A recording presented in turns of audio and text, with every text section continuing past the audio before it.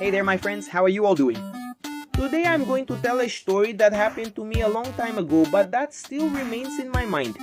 If you're not subscribed to this lovely little channel, please subscribe so you don't miss any videos, okay?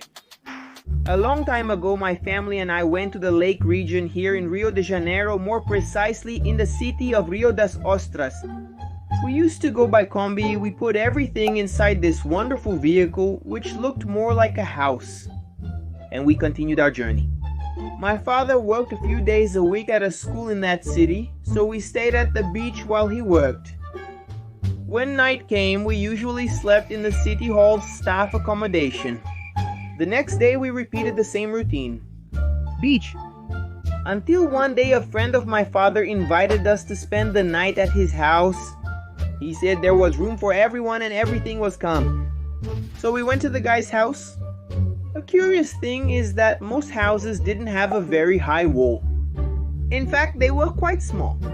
The opposite of where we lived, where the wall was gigantic and full of security cameras and watchmen on standby, ready to intercept any intruder. This caused some strangeness on my part, because I thought any threat could come to us. Like a bandit, I don't know. Anyway, it was time to sleep. It was tremendously hot that night. We decided to sleep on the porch, where there were some sofas. So I lay down on one of them to get some sleep. Man, I started to feel some mosquito bites. That wouldn't let me fall asleep every time I heard those buzzes.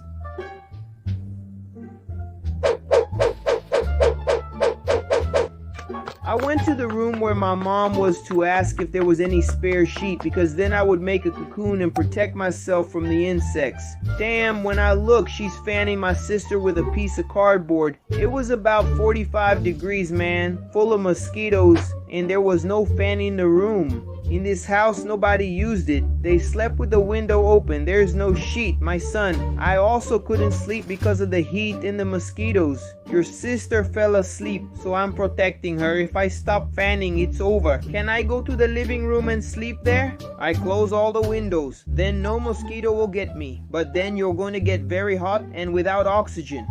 It's better for you to go back to where you were. Okay, Mom, take care. I'm going to cover myself with the towel and head back to the sofa to sleep.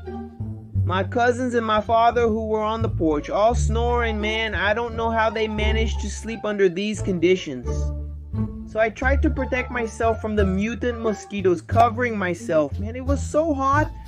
To make matters worse, a horrible, rotten smell began to permeate the air. I found myself in a dreadful predicament. Next to the house, there was an abandoned lot, like a swamp. That's where this putrid smell was coming from. I was really scared that a zombie would come out of there, jumping over the wall, which was low, right? And I saw it eating my brain while I was sleeping, until there came a time when I couldn't resist sleeping. When I realized it was already morning, I thanked God for seeing the sun. I looked at my body, it was all bitten. I woke everyone up and we got out of there. Man, that was crazy. What a suffocation. This without a doubt was the worst night of my life.